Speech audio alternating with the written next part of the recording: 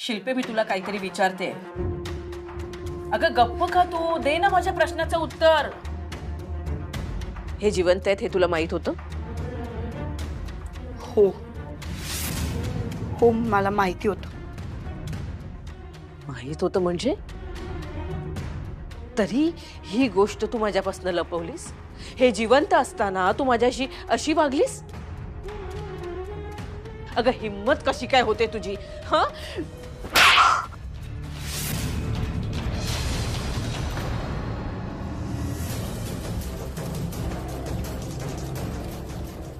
आत्ताच्या आत्ता इथनं निघ.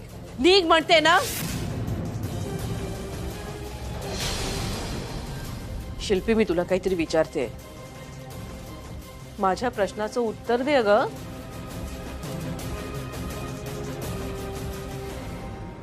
शिल्पी बोल, काहीतरी बोल. वहिनीला सगळं खरं कळलं तर सगळा प्लॅन फिसकटेल. शिल्पी, का लपवलंस तू माझ्यापासून सगळं? मी असं समजत होते की हे या जगातच नाही आहेत. एक सवाष्ण असून सुद्धा विधवेचं आयुष्य जगत होते मी. का केलंस असं तू शिल्पी? वहिनी प्लीज समजून घे, हे सगळं मी तुझ्यासाठी आणि आपल्या फॅमिलीच्या भल्यासाठी केलंय. मी जर तुला सांगितलं असतं की दादा जिवंत आहे तर तू गप्प बसली असतीस का माझ्यासारखी? अख्ख्या जगाला तू ओरडून ओरडून सांगितलं असतंस की बघा माझा नवरा जिवंत आहे. सगळ्यांना कळलं असतं. त्यानंतर तू जेलमध्ये गेली असतीस. सगळं मेसअप झालं असतं वहिनी, म्हणून मी तुला नाही सांगितलं. आई वडिलांचं काय झालं असतं, मुलींचं काय झालं असतं, या विचाराने मी तुला हे सगळं नाही सांगितलं. वहिनी प्लीज समजून घे मला. आणि मी हे सगळं एकटीने नाही केलं. दादाला हे सगळं सांगून केलंय मी. त्याला विचार हवं तर.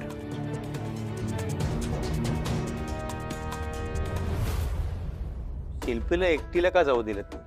म्हणजे मीही तिच्यासोबत गेलो असतो आणि ताईला घेऊन आलो असतो. ऍक्च्युली एवढ्या यायला हवं होतं त्यांनी. हो रे, बराच उशीर झालाय. शिल्पीने गेल्यापासून एक फोन पण केलेला नाही. आपण फोन करतोय तर ती उचलत सुद्धा नाहीये. आता ती तिथे घरी गेली आणि अश्विनी घरात नसली तर शिल्पी एकटी कुठे कुठे शोधणार तिला? मी एक काम करतो, मी जाऊन बघून येतो. हो, तू जा विद्युत. आणि तोपर्यंत मी मुलांना जेवायला वाढते. बिचारी किती उशीर झालाय. भुका लागल्या असतील आता त्यांना. नको, आम्ही निघतो. मयुरी बघेल मला ना. आजी, तुम्ही दोघींनी काही खाल्लेलं नाही आणि तुमची औषधाची वेळ झाली, त्यामुळे तुम्ही आधी खाऊन घ्या. नको मयुरी, प्लीज ऐक ना जरा. मी कोणाचंही ऐकणार नाहीये. तुम्ही आधी खाऊन घ्या आणि नंतर आपण सगळेच एकत्र निघू. हा, मी तयारी करते. नाही, बरोबर आहे, मयुरीचं बरोबर आहे. मी त्यांना तोपर्यंत फोनवर कॉन्टॅक्ट करण्याचा प्रयत्न करतो. कॉन्टॅक्ट झालं तर बरंच आहे. ट्रस्ट मी अश्विनी, तुला कधी भेटतो, तुला कधी बघतो असं झालं होतं मला. मुलींना भेटायचं होतं, आई बाबांना भेटायचं होतं मला. पण जेव्हा जेव्हा केव्हा मला असं वाटायचं ना, तेव्हा तेव्हा मला शिल्पी समजवायची, आधार द्यायची. आणि तिची काय चूक आहे ग? तिकडे ती मला सांभाळत होती, इकडे तुम्हाला आधार देत होती. तिने जे काय केलं ते आपल्या फायद्यासाठी केलं. आणि अश्विनी, तिला माहित होतं तिचा दादा जिवंत आहे. हे लपवून ठेवणं तिच्यासाठी किती कठीण असेल याचा तरी विचार कर. आताही तिने माझ्यासाठी लपायला एक जागा अरेंज केली. का? आपल्या फायद्यासाठी. म्हणजे तुम्ही सगळ्यांना न भेटता जाणार होतात? वहिनी, दुसरा काही ऑप्शनच नव्हता ग. तो आता या जगात नाहीये हे सांगण्यातच सगळ्यांचं, घरच्यांचं भलं होतं. आणि ऑनेस्टली हे करणं माझ्यासाठी पण सोपं नव्हतं ग. खूप डिफिकल्ट होतं. तू विचार कर ना, तो जिवंत आहे आणि घरच्यांना येऊन सांगायचं नाही. मी काय सफर केलं असेल? तुला असं वाटत असेल की शिल्पी किती वाईट आहे, किती वाईट वागली आहे सगळ्यांशी. पण मी हे कुठल्याही वाईट इंटेन्शननी केलेलं नाही. मी हे आपल्या घरच्यांच्या भल्यासाठी केलंय. मे बी माझा पास्ट असा आहे ना, त्यामुळे कदाचित तू विश्वास नाही ठेवणार, पण you have to trust me आत्ता. कारण खरंच मी हे आपल्या सगळ्यांच्या चांगल्यासाठी केलंय. उद्या केस झाली असती तुझ्यावर, जेलमध्ये जायला लागलं असतं तुला. आई बाबांचं, तू मयू, आमचं सगळ्यांचं काय झालं असतं? आपल्या सगळ्यांचा घरच्यांचा विचार करून मी हे केलं ग वहिनी. Please trust. अश्विनी, शिल्पी अगदी बरोबर बोलते. तिचा काही दोष नाही यात. आमच्याकडे काहीच ऑप्शन नव्हतं दुसरं. ऑप्शन नव्हतं? जर आपली अशी भेट झाली नसती तर मला हे कळलंही नसतं की तुम्ही जिवंत आहात. कदाचित नसतं कळलं. तुम्हाला काय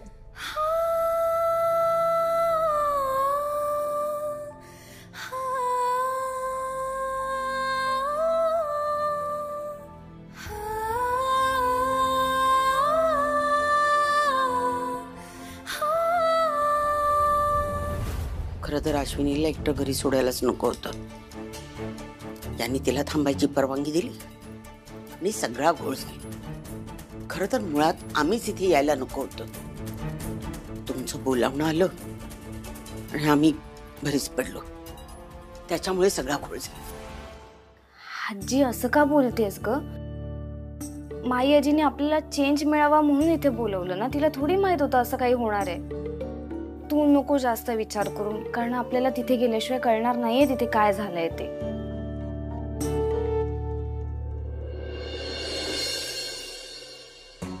विद्युतचा मेसेज आलाय, सगळे इकडे यायला निघालेत म्हणून.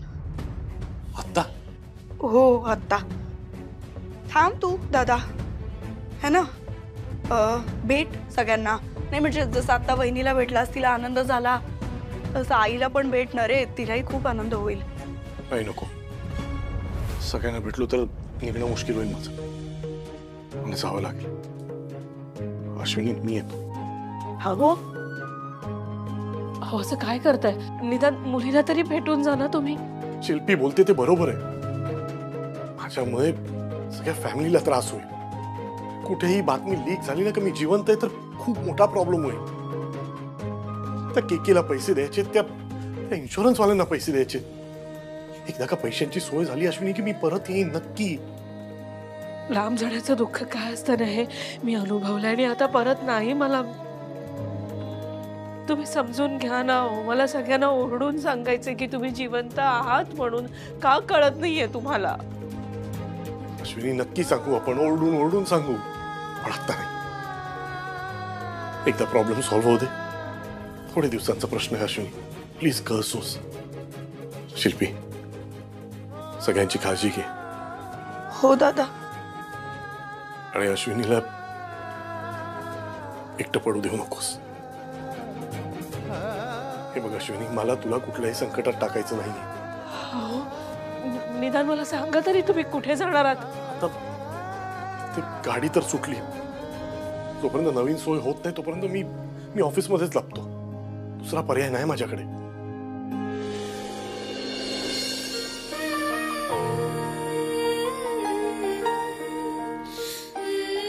अश्विनी, काळजी घे.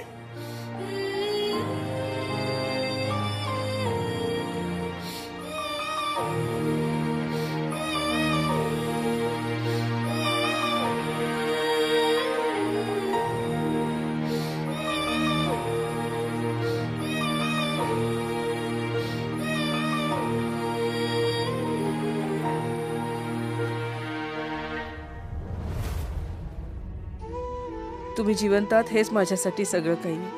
आणि मला खात्री आहे की आपण या संकटातून ना नक्की बाहेर येऊ.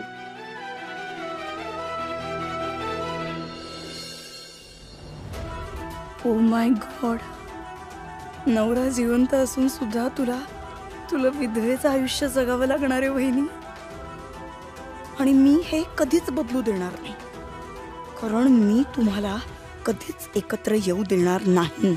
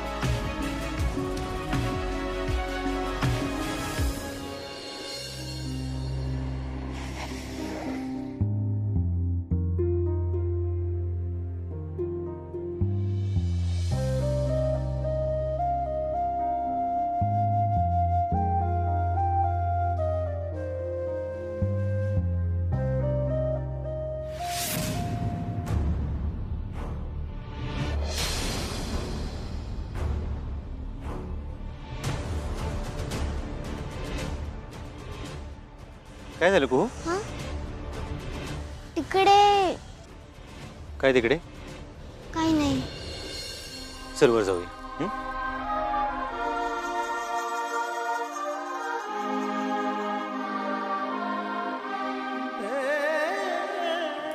तुझे बाबा इतक्या जवळ असून सुद्धा तुला जवळ घेऊ नाही शकले. आणि तुला शब्द देतो, हाच पाडवा आहे. मी लवकरात लवकर तुमच्याकडे परत येईन. शब्द आहे माझा. नशीब मी वेळेत पोचले, नाहीतर दादा आणि वहिनीने इतका मोठा गोळ घालून ठेवला असता ना. देवा, वाचले बाबा. पाणी. शिल्पी, थँक्स अगं. किती वेळा थँक्यू म्हणणारच वहिनी. अगं तसं नाही ग, इतक्या कठीण परिस्थितीत तू यांची साथ दिलीस. वहिनी माझा सख्खा भाऊ येतो, एवढं तर मी करायलाच पाहिजे ना. बरं, एनिवे आता कदाचित सगळेजण इकडेच येतील, तर त्यांना नेमकं काय सांगायचंय हे जरा तू ठरवून ठेव, ठीक आहे?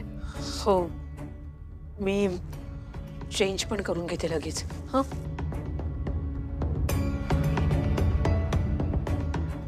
शिल्पी, ऐक देवा. काय अगं, तुला किती फोन करतोय, तू फोन उचलत का नाहीये? हे बघ, आत्ता फोन हातात घेतलाय. आणि तू ताईला आणायला लावली होतीस ना? मग हो ना, आम्ही सगळ्या आईची वाट बघत होतो. यायचं ठरलं होतं ना, मग यायचं. इथे बसून काय करत होती? अगं मी निघणारच होते आत्ता, पण तेवढ्यात वहिनी.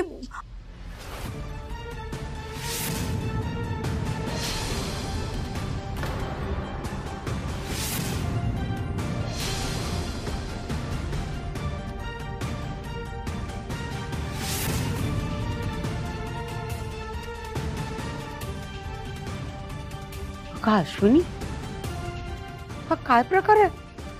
आशू, तू एवढी का तयार झालीस? माई अगं ते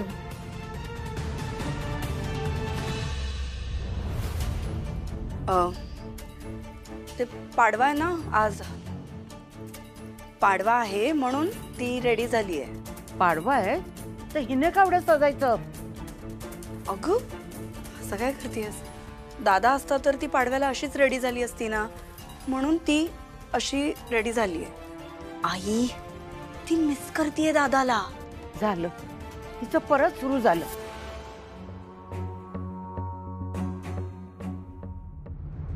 वहिनी, हे बघ, हे लोक असंच बोलत राहणार आहेत. झालं ना तुझ्या मनासारखं, आता जाऊन चेंज कर, नाही तर मी येते. चल.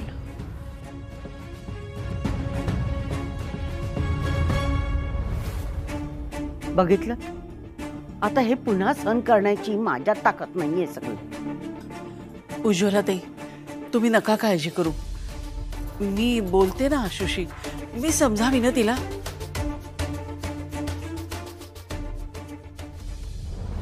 वहिनी, दादा जिवंत आहे हे आपल्याला जरी माहिती असलं तरी इतर कोणालाही माहिती नाहीये, आणि आत्ता आपल्याला कोणाला ते सांगताही येणार नाहीये. सो तू. शिल्पी, मला कळतंय तुला काय म्हणायचंय. यांच्या भल्यासाठी आणि कुटुंबाच्या भल्यासाठी मला हे नाटक करावंच लागेल शिल्पी. पण एक सांगू का, हे सगळं करणं खूप कठीण आहे ग. वहिनी, मी समजू शकते. दादा जिवंत आहे हे मला माहित होतं, आणि मला घरच्यांना सांगता येत नव्हतं, तुला सांगता येत नव्हतं. तेव्हा मी एक्झॅक्टली हेच फील केलंय. सो तुला आत्ता काय वाटतंय ते मला कळू शकतं.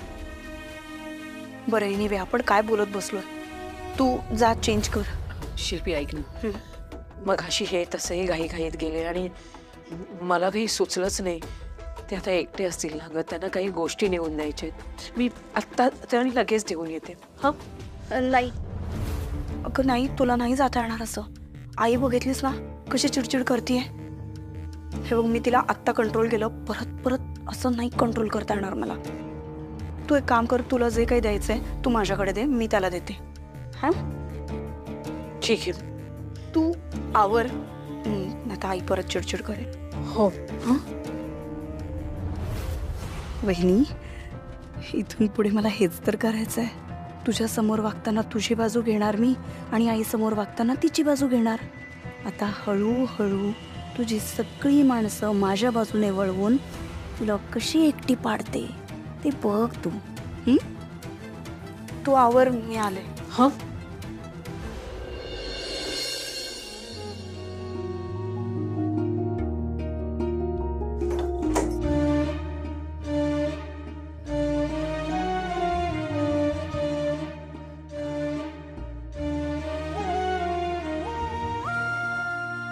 आजवर या कुटुंबासाठी, माझ्या माणसांच्या आनंदासाठी अनेक गोष्टी केल्या आणि हे नाटक तर मला काहीच दिवस करायचं. एकदा का सगळं नॉर्मल झालं की मला ताठ मानेनं हे सवाष्ण रूप भिरवता येईल.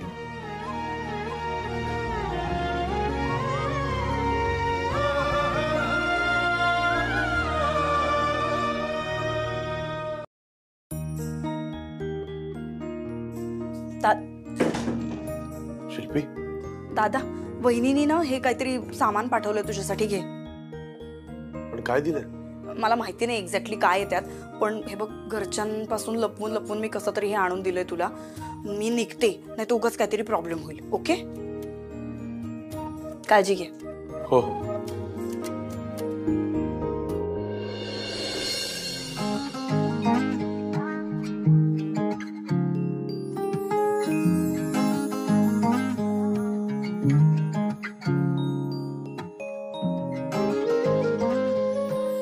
अश्विनीचा फोन, माझ्याशी कॉन्टॅक्ट करता यावं म्हणून तिने स्वतःचा फोन सुद्धा दिला. तिला कळवायला हवं मी ऑफिसवर पोहोचलो. इतके कॉल्स केलेत मला अश्विनीने, इतके सारे व्हॉइस नोट्स. तुमच्यामुळे ना घरातले सगळेच खूप टेन्शन मध्ये येतो.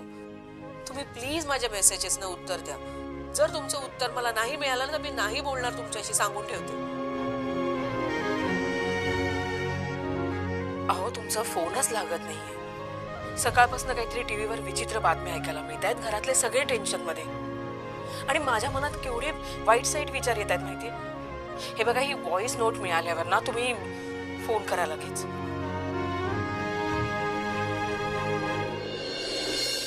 अश्विनी यार, किती प्रेम करतेस माझ्यावर. मी जाम लकी आहे की मला अश्विनी सारखी बायको मिळाली, अशी फॅमिली मिळाली आहे.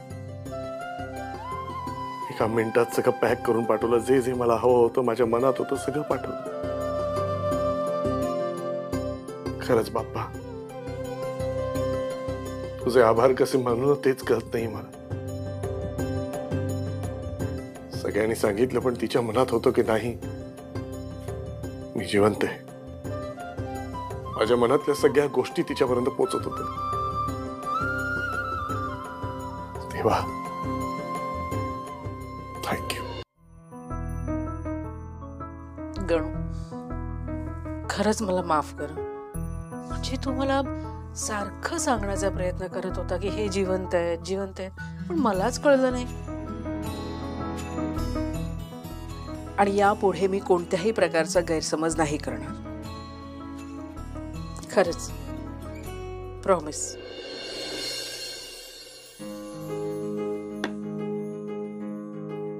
हाय, हा, काही झालंय का ग? का ग, असं का विचारतेस? तू मला अशी अचानक खूप शांत आणि समाधानी वाटतेस.